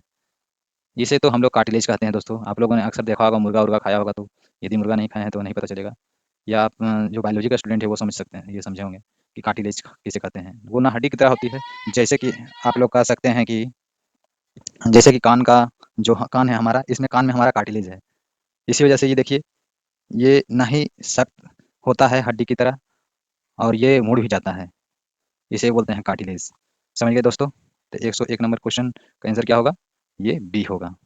लाइकेन में एक क्लोरोफिल युक्त पार्टनर एक किसके साथ एक साथ रहते हैं, लाइकेन में ये शैवाल और कवक के साथ रहते हैं दोस्तों। ये देखिए, शैवाल और कवक के साथ रहते हैं। समझ गए दोस्तों। इसके बाद देखिए, मादा एनोफिलीज को मादा क्लोरोक्यूलेस से अलग किया जा सकता है, क्योंकि ये बैठती है, कहाँ पर बैठती है दोस्तों, ये बैठती है अध स्तर के साथ एक कोण पर बैठती है। अध स्तर के साथ या एक कोण पर बैठती है, इसलिए इसे अलग किया जा सकता है। फिर देखिए 104 नंबर क्वेश्चन में पूछा है कि शरीर की प्रतिरोध क्षमता से जुड़ा सबसे महत्वपूर्ण कोशिका प्रकार है, कौन सा है दोस्तों ये प्रकार। प्लेटलेट है, या लिम्फोसाइट है, या अर्ध आरबीसी है। लिम्फोसाइट ये है दोस्तों, क्या है दोस्तों, ये लिम्फोसाइट है। इसके बाद देखिए दोस्तों 105 नंबर क्वेश्चन में, मानव शरीर की मांसपेशियों के बारे में निम्नलिखित में से कौन से गलत हैं। निम्नलिखित मानव शरीर की मांसपेशियों के बारे में कौन सा ऐसा बात लिखा गया है जो कि गलत है। पहला ऑप्शन देखिए दोस्तों, पढ़िए, मांसपेशियां जोड़े में काम करती है, जहाँ मतलब जोड़े रहता है उसमें काम करती है मांसपेशियां। दूसरी बात बोला गया है ऑप्शन बी में कि सिकुड़ने पर मांसपेशियां छोटी, सख्त और मोटी हो जाती है। तीसरा बोला गया है मांसपेशियां केवल हड्डी को धक्का दे सकती है। इसमें से कौन सा होगा दोस्तों, मांसपेशियां केवल हड्डी को धक्का दे सकती है। समझ गए दोस्तों, क्या कर सकती है, धक्का दे सकती है। ये हमारा आंसर सी होगा। अब 106 नंबर क्वेश्चन देखिए, 20 सेंटीमीटर फोकस दूरी से एक उत्तल लेंस की सतह पर सफ़ेद घोड़े का प्रतिबिंब बनाने के लिए बड़ी संख्या काले रंग की पतली पट्टी बनाई जाती है। वह प्रतिबिंब कैसा होगा? वह प्रतिबिंब कैसा होगा दोस्तों? आप लोग पहले क्वेश्चन को अच्छी तरह से समझें, फिर आंसर देने की कोशिश करें दोस्तों। समझ गए? नहीं तो ऐसे में ही ये क्वेश्चन गलत हो जाती है। तो पहले बोला है कि ये समझिए 20 सेंटीमीटर फोकस दूरी रखा गया है और एक उत्तल लेंस की सतह पर सफ़ेद घोड़े का प्रतिबिंब बना रहा। समझ गए दोस्तों? प्रतिबिंब बनाने के लिए बड़ी संख्या में काले रंग की पतली पट्टी बनाई जाती है। काले रंग की पतली पट्टी बनाई जाती है। ये कैसा होगा दोस्तों? ये कम चमक वाला एक घोड़ा होगा, क्योंकि काली पतली पट्टी बनाई जा रही है। देखिए 107 नंबर क्वेश्चन देखिए, ये साउंड से क्वेश्चन पूछा गया है। ध्वनि की तीक्ष्णता किसके द्वारा निर्धारित की जाती है? ध्वनि की तीक्ष्णता ये तरंगदैर्ध्य के द्वारा निर्धारित की जाती है। आप लोगों ने पढ़ा हुआ। ऐसा नहीं कि आप लोग वेग को करेक्ट करके चले आना दोस्तों, वेग गलत हो जाएगा। निम्नलिखित में से कौन सा फोटो इलेक्ट्रिक उपकरण डिजिटल अनुप्रयोगों के लिए सबसे उपयुक्त है? कौन सा उपयुक्त है दोस्तों डिजिटल अनुप्रयोग के लिए? Photovoltaic cell. Photovoltaic cell digital अनुप्रयोग के लिए उपयुक्त है। बॉल बेयरिंग का 109 नंबर क्वेश्चन में पूछा गया है कि बॉल बेयरिंग का उपयोग स्थैतिक घर्षण को निम्नलिखित में से किसमें परिवर्तित करने के लिए किया जाता है? बॉल बेयरिंग का प्रयोग किसमें स्थैतिक घर्षण को निम्नलिखित में से किसमें परिवर्तित करने के लिए किया जाता है दोस्तों, जो पूछा गया है? तो ये आंसर कौन सा हो जाएगा? बॉल बेयरिंग से हम लोग रोलिंग घर्षण कर सकते हैं। आप लोगों ने अक्सर देखा होगा, जैसे सिलाई मशीन में भी चक्का लगा हुआ रहता है, वो चक्के को नहीं देखना, मान लीजिए वो बॉल है, बॉल बेयरिंग है, समझ लीजिए, तो उसमें हम कहीं एक जगह से दूसरी जगह घसीटते हैं तो वो रोलिंग होता है, इसीलिए रोलिंग घर्षण हम लोग कहते हैं। समझ गए? इसके बाद देखिए दोस्तों, क्वेश्चन नंबर 110, ये करंट अफेयर से क्वेश्चन है। फुटबॉल की खेल में एक गोलकीपर फुटबॉल को गोल में पकड़ने के बाद अपने हाथों को पीछे की ओर खींचता है। ये फिजिक्स का क्वेश्चन है दोस्तों। यह गोलकीपर को किस प्रकार सक्षम बनाता है? ये पीछे खींचने का फुटबॉल पर अधिक बल लगाने के में सक्षम बनाता है, या फुटबॉल द्वारा हाथों पर लगाए गए बलों को फुटबॉल द्वारा हाथों पर लगाए गए जो बल है, उन बल को बढ़ाने में सक्षम बनाता है, या संवेग परिवर्तन की दर में कम करने के लिए बनाता है दोस्तों? ये क्वेश्चन तो आप लोग भली-भांति समझ गए होंगे कि ये संवेग दर को संवेग परिवर्तन करता है दोस्तों। संवेग परिवर्तन में परिवर्तन करता है। संवेग परिवर्तन की दर को कम करने में यह परिवर्तन करता है। समझ गए दोस्तों? चलिए नेक्स्ट देखिए दोस्तों,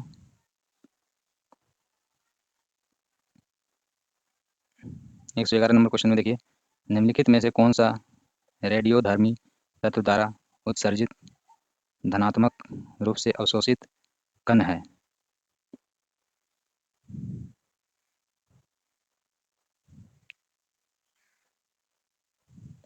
ये देखिए दोस्तों, इसमें पहला ऑप्शन है बीटा किरण, दूसरा ऑप्शन है अल्फा किरण, तीसरा ऑप्शन है कैथोड किरण। तो इसमें पूछा है कि कौन सा रेडियोधर्मी तत्व द्वारा उत्सर्जित धनात्मक रूप से अवशोषित कण है? तो इसमें आंसर कौन सा होगा दोस्तों? आंसर हमारा यह होगा अल्फा किरण। ये अल्फा किरण है। ये अल्फा किरण एक रेडियोधर्मी तत्व है, जो कि अल्फा किरण रेडियोधर्मी तत्व के द्वारा उत्सर्जित धनात्मक रूप से अवशोषित कण है दोस्तों। देखिए क्वेश्चन नंबर 112, केंद्राभिमुखी बल किसके द्वारा लिए जिम्मेदार है दोस्तों? केंद्राभिमुखी बल किसके लिए जिम्मेदार है? पहला है वस्तु के वृत्ताकार पथ गतिमान रखने के लिए, दूसरा वस्तु को सीधा रेखा के साथ उड़ाने के लिए, तीसरा है अंतरिक्ष में वस्तु की स्वतंत्र गति के लिए, और डी में उपयुक्त में से एक से अधिक दोस्तों, और ई में इसमें इनमें से कोई नहीं। तो ये हमारा आंसर होगा दोस्तों, ये पहला होगा वस्तु के वृत्ताकार पथ पर गतिमान रखने के लिए। जो वृत्ताकार पथ रहता है उस पर गतिमान रखता है केंद्राभिमुखी बहुमुखी बल। इसके बाद देखिए क्वेश्चन नंबर 113, तो इसमें पूछा गया है कि निम्नलिखित में से किस ऊर्जा परिवर्तन में घर्षण बल शामिल होता है? कौन सी ऊर्जा परिवर्तन में घर्षण बल को शामिल होता है दोस्तों? पहला है स्थितिज ऊर्जा से ध्वनि ऊर्जा में, दूसरा है रासायनिक ऊर्जा से ऊष्मा ऊर्जा में, तीसरा है गतिज ऊर्जा से ऊष्मा में, गति ऊर्जा से ऊष्मा में। तो ये घर्षण बल के कारण होता है दोस्तों। ऊष्मा में जब भी परिवर्तित होगा ये घर्षण बल के कारण होगा, गतिज ऊर्जा से ऊष्मा में परिवर्तित होता है। 114 नंबर क्वेश्चन में पूछा गया है, एक बस सीधे रास्ते पर चल रही है और अचानक दाईं ओर एक तेज मोड़ लगती है, तेज मोड़ लेती है, बस में बैठे यात्री क्या होंगे? किस साइड झुकने लगेंगे दोस्तों? ये तो आप लोगों को समझ में आ गया होगा कि यदि दाईं ओर झुके, तेज मोड़ लेगी, तो जस्ट अपोजिट उसका झुकेगा। तो किस किस ओर झुकेगा? ये बाईं ओर सारे लोग फिर झुकेंगे, बस में बैठे व्यक्ति। अक्सर आप लोगों ने बस में बैठा होगा तो ये फील किया होगा। फिर देखिए 115 नंबर क्वेश्चन में पूछा गया है, यह संगीत कार्यक्रम में ऑर्केस्ट्रा बजाने से पहले एक सितारा वादक तनाव में समायोजित करने की कोशिश करता है और स्ट्रिंग को उपयुक्त रूप से बांधता है। ऐसा करके वह क्या ठीक करने की कोशिश करता है? वो क्या ठीक करता है दोस्तों ऐसा करके वह ध्वनि का आयाम को ठीक करता है, या ध्वनि की तीव्रता को ठीक करता है, या अन्य वाद्य यंत्रों की आवृत्ति के साथ जो सितार स्ट्रिंग की आवृत्ति होती है उसको ठीक करता है दोस्तों? बोलिए दोस्तों। ये हमारा question option number six C सही होगा दोस्तों, क्योंकि वह अन्य जो वाद्य यंत्र होते हैं उसको ठीक करता है दोस्तों। उसकी आवृत्ति के साथ जो सितार स्ट्रिंग है उसकी आवृत्ति को वो सही करने की कोशिश करता है। समझ गए दोस्तों? चलिए अब आगे देखिए, ये question number option number C होगा। अब चलिए 100 क्वेश्चन नंबर 16 देखिए। 16 में पूछा गया है दोस्तों कि निम्नलिखित शब्दों में तार्किक और सार्थक कर्म में सजाइए। समझ गए दोस्तों? क्या पूछा है? तार्किक और सार्थक कर्म में सजाने के लिए बोला गया दोस्तों। तो पहले क्या होगा दोस्तों? पहले होगा राष्ट्रपति, समझ गए? राष्ट्रपति, फिर उपराष्ट्रपति, फिर ये होगा प्रधानमंत्री, सॉरी 3, फिर होगा दोस्तों प्रधानमंत्री के बाद ये अध्यक्ष होगा, फिर उसके बाद होगा सांसद। समझ गए दोस्तों? तो ये हमारा ऑप्शन कौन सा होगा? ये देखिए, ये 2 1 3 2 1 4 3 5 2 1 4 3 5 ये हमारा आंसर सही होगा दोस्तों। क्वेश्चन नंबर 17 देखिए दोस्तों, रेशमा अपनी संपत्ति का एक चौथाई धर्मार्थ संगठन को देती है और बची हुई संपत्ति को अपने 3 बच्चे में बराबर बांटती है। प्रत्येक बच्चे को मिलने वाली संपत्ति का भाग कितना होगा? रेशमा अपनी संपत्ति का एक चौथाई किसको देती है? एक धर्मार्थ संगठन को दे देती है और बची हुई संपत्ति अपने 3 बच्चे में बांटती है बराबर भागों में। प्रत्येक बच्चे को कितना संपत्ति मिलेगा दोस्तों? 1/4, तो मतलब एक चौथाई भाग मिलनी चाहिए। समझे बच्चे? क्वेश्चन नंबर 18 देखिए दोस्तों, 118, निम्नलिखित में से कौन सा कथन असत्य है उसको देखना है दोस्तों। प्रत्येक वर्ग एक आयत होता है, प्रत्येक समचतुर्भुज एक समांतर चतुर्भुज होता है, तीसरा में प्रत्येक वर्ग एक समचतुर्भुज होता है, या इसमें से एक से अधिक आंसर होगा, या इसमें से कोई नहीं। ये तो आंसर गलत लग रहा है दोस्तों, इसलिए इनमें से कोई नहीं।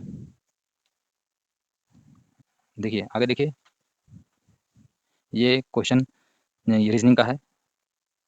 इसमें बोल रहा है कि कुछ सदस्यों को एक परिवार में बी कहता है कि आर मेरी बहन ए की पुत्री है, और जो टी की इकलौती पुत्री है, एक्स टी और जेड की संतान है, जो एच की दादी नानी है, के एम की माँ है, जो एच की इकलौती बहन है, एक्स अविवाहित है। यदि एस ए की जीवन साथी है तो के का एस से किस प्रकार का संबंध है? ये संबंध की बात किया जाए तो ये आप लोग सीरियल वाइज इसको हल करना पड़ेगा दोस्तों, तब समझ में आएगा। समझ गए? ऐसे ही मैं आंसर आपको टिक मार दे रहा हूँ, ये आंसर बी होगा भाई, बी होगा दोस्तों, समझे?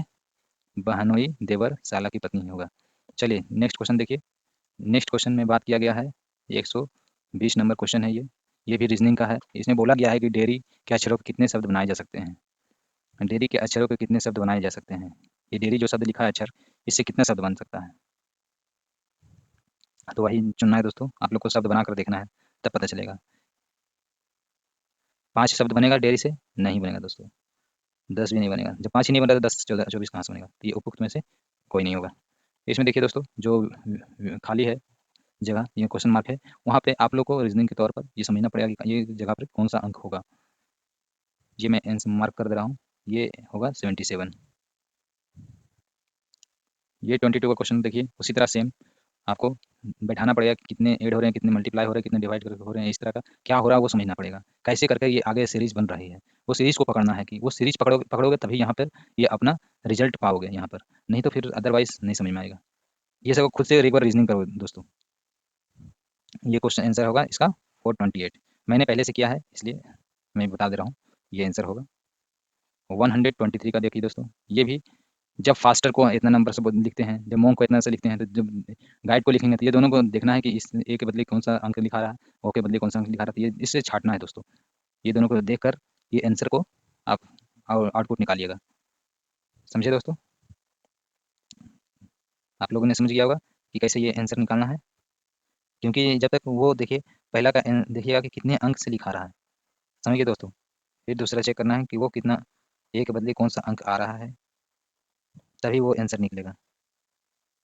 तो इसीलिए इस तरह से आप लोग को छाँटना पड़ेगा, बिना छाँटे वो आपको पता ही नहीं चलेगा कि इसका आंसर क्या होगा। तो इसीलिए इसका आंसर में आप मैं मार दे रहा हूँ ये करेक्ट आंसर, ये ए वाली आंसर सही होगी। चलिए देखिए, अब 24 में देखिए कि इसमें आयत का क्षेत्रफल 30 वर्ग से सेंटीमीटर और परिमाप 26 सेंटीमीटर है। इसकी चतुर्भुजा कितनी होगी? चतुर्भुजा की बात किया जाए तो ये मैथ से क्वेश्चन है। ये इसका क्वेश्चन का आंसर 10-3 होगा दोस्तों। 125 का बात किया जाए क्वेश्चन में, तो ये परसेंटेज से क्वेश्चन है दोस्तों। एक दुकानदार किसी वस्तु पर 10% की छूट देता है, जिसका अंकित मूल्य 400 रुपया है, और यदि वह 10% जीएसटी लेता है तो उस वस्तु का अंतिम मूल्य क्या होगा? तो इसका आंसर ये बी होगा दोस्तों। आप लोग सॉल्व करिएगा। चलिए नेक्स्ट क्वेश्चन देखिए, 26 नंबर।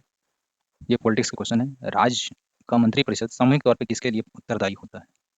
राज्य का मंत्रिपरिषद सामूहिक तौर पे तो आप लोग जानते ही होंगे, ये मुख्यमंत्री के प्रति उत्तरदायी होता है दोस्तों। ये आप लोग को पता ही होगा, जिसे पता है या नहीं ये बात को कमेंट में करिएगा दोस्तों। चलिए इसके बाद क्वेश्चन देखिए, इसके बाद क्वेश्चन देखा जाए तो कौन सा क्वेश्चन है कि निम्नलिखित कथनों पर विचार कीजिए। ये निम्नलिखित कथन पर विचार करने के लिए कह रहा है दोस्तों। अब ये कथन क्या क्या है इसको पहले समझिए। पहला कथन है, बोल रहा है कि पहले क्वेश्चन देखिए, 73rd में मतलब 73वें संशोधन के बाद विकेंद्रीकरण किया गया, विकेंद्रीकरण किया गया और फिर उस पर विचार इन सारे ऑप्शन पे करने के लिए बोल रहा है दोस्तों। समझ गए? पहला ऑप्शन है, पहला ऑप्शन क्या है दोस्तों? निर्णय लेने की शक्ति दिया गया है। समझ गए दोस्तों? निर्णय लेने की शक्ति दिया गया है। दूसरा ऑप्शन में बोला है कि पूर्ण व्यवस्था का बारे में बोला गया है, या फिर उसके बाद न्यायिक व्यवस्था के बारे में बोला गया है दोस्तों। उसके बाद फोर्थ नंबर में कौन सा है दोस्तों? प्रशासनिक शक्ति की बात की गई है। प्रशासनिक शक्ति की यहाँ बात की गई दोस्तों, मतलब कि ये कौन सा आंसर होगा इसका? ये पूर्ण व्यवस्था को लेकर ये विकेंद्रीकरण, मतलब 73वें संविधान संशोधन हुआ था, वो विकेंद्रीकरण का बात कर रहा है। तो मतलब विकेंद्रीकरण किस पर किया गया? पूर्ण व्यवस्था को लेकर किया गया है दोस्तों। तो इसीलिए आंसर कौन सा होगा दोस्तों? ये हमारा आंसर होगा कौन सा? पूर्ण व्यवस्था का। ये 27 नंबर आंसर है दोस्तों।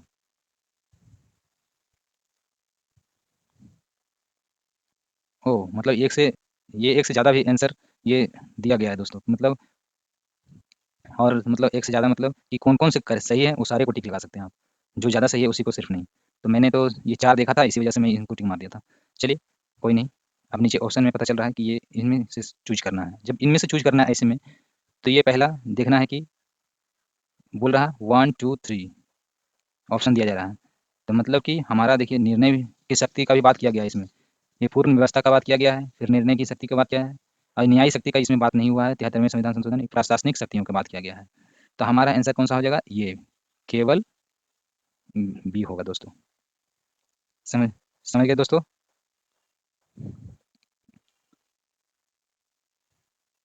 और ये दोस्तों एक बार करेक्ट कर दीजिएगा। मुख्यमंत्री ये सामूहिक तौर पर किसके प्रति उत्तरदायी होता है? राज्य का मंत्रिपरिषद सामूहिक तौर पर मुख्यमंत्री का नहीं, ये विधानसभा होगा दोस्तों, क्योंकि विधानसभा में होता है ना, इसी वजह से। तो 128 नंबर क्वेश्चन को आप चलिए देखते हैं। राज्यसभा के राज्यसभा के में प्रतिनिधित्व में शामिल है, कौन शामिल है दोस्तों राज्यसभा के प्रतिनिधित्व में? 128 का देखिए, नागरिक द्वारा सीधे चुने गए सदस्य शामिल हैं। सही बात है। अप्रत्यक्ष रूप से नागरिक द्वारा उनके प्रतिनिधित्व को शामिल किया गया है। सही है। भारत के राष्ट्रपति द्वारा मनोनीत सदस्य हैं। ये गलत है, मतलब कि एक से ज़्यादा सही होगा इसमें दोस्तों। तो इसमें आंसर हमारा कौन सा होगा? एक से ज़्यादा सही है। अब 29 नंबर क्वेश्चन देखिए, 129 में निम्नलिखित में से किसके संबंध में भारत के सर्वोच्च न्यायालय से है? सर्वोच्च न्यायालय से किसका संबंध जुड़ता है दोस्तों? अपीलीय अधिकार क्षेत्र का, मूल अधिकार क्षेत्र का, कॉलेजियम प्रणाली का, या उपयुक्त में से एक से अधिक? भारत का सर्वोच्च न्यायालय का किससे जुड़ता है? सर्वोच्च न्यायालय की बात की जा रही है, ये अपीलीय क्षेत्र भी होगा, कॉलेजियम प्रणाली भी होगा, ये मूल अधिकार, ये पब्लिक के लिए है। तो मतलब कि एक से ये अधिक आंसर होगा दोस्तों। समझ गए? अब चलिए देखिए, 73वें संविधान संशोधन अधिनियम के तहत पंचायती राज संस्थानों में चुनाव लड़ने के लिए न्यूनतम कितनी आयु होना आवश्यक है? 73वें जो संविधान संशोधन अधिनियम हुआ, उसके लिए पंचायती राज संस्थाओं में चुनाव लड़ने के लिए कितनी आयु अधिकतम होनी चाहिए? अधिकतम आयु ये 21 वर्ष होनी चाहिए दोस्तों। समझ गए? चलिए नेक्स्ट देखते हैं। भारत में जिला स्तर पर उपभोक्ता विवाद निवारण के संदर्भ में निम्नलिखित में से कौन सा कथन सही नहीं है? जो कथन सही नहीं है दोस्तों, उसको में टिक मारना है, मार्क करना है उसको। पहला बोला गया है कि राज्य सरकार यदि उचित समझे तो एक जिले में एक से अधिक जिला फोरम की स्थापना कर सकती है। बिल्कुल सही है ये भी। जिला फोरम के सदस्यों में से एक महिला होगी। हाँ। जिला फोरम उन शिकायतों पर विचार करता है जहां वस्तुओं या सेवाओं का मूल्य 50 लाख रुपए से अधिक नहीं होता है, ये करता है। तो मतलब सारे तो सही हैं दोस्तों, इसका मतलब ये उपयुक्त में से कोई नहीं होगा दोस्तों। समझ गए? नेक्स्ट देखिए, 32 नंबर क्वेश्चन है। 32 में बोल रहा है कि एक पंचायत समिति किस स्तर पर एक पंचायती राज संरचना का संचालन करती है? एक पंचायत समिति किस स्तर पर एक पंचायती राज की स्थापना का संचालन करती है? पंचायती राज संरचना का संचालन किस स्तर पे होता है दोस्तों? ये ब्लॉक स्तरीय पे होता है। समझ गए दोस्तों? किस पर होता है? ब्लॉक स्तरीय निकाय पर होता है। चलिए 33 में देखते हैं। निम्नलिखित में से किसे समुदाय विकास के पहले कार्यक्रम के रूप में स्थापित किया गया था? समझ गए दोस्तों? क्या बोला है? निम्नलिखित में से किसे समुदाय विकास के पहले कार्यक्रम के रूप में स्थापित किया गया था? समुदाय विकास की बात कर रही है, इससे पहले किसे स्थापित किया गया था? समझ गए दोस्तों?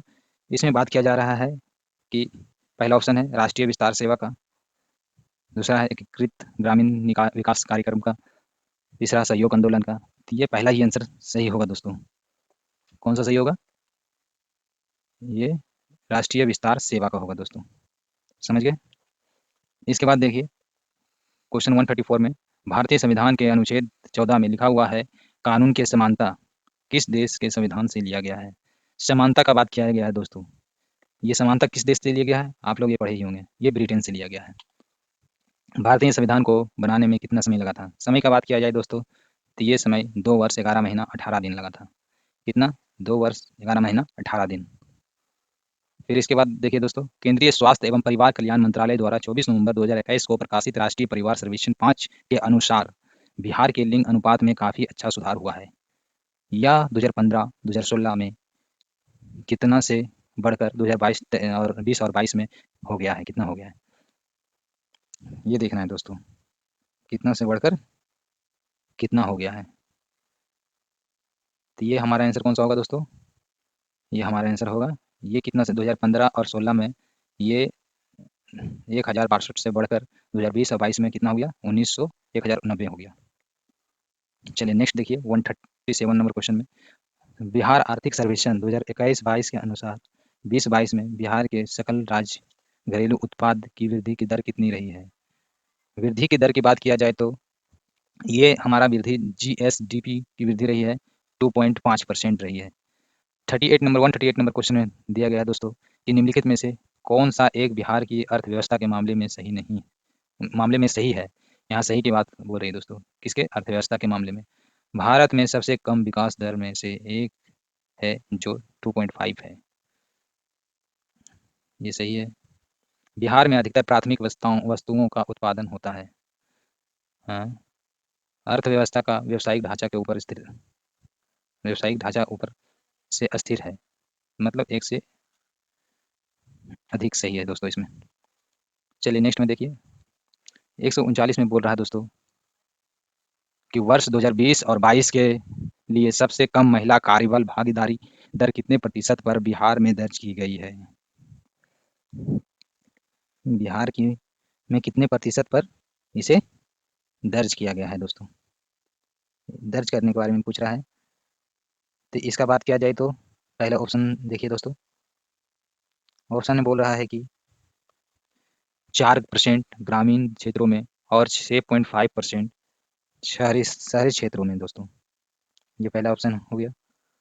फिर दूसरा बोल रहा दोस्तों 6% ग्रामीण क्षेत्रों में और 8 पॉइंट कितना परसेंट, 1% शहरी क्षेत्रों में, समझ गए।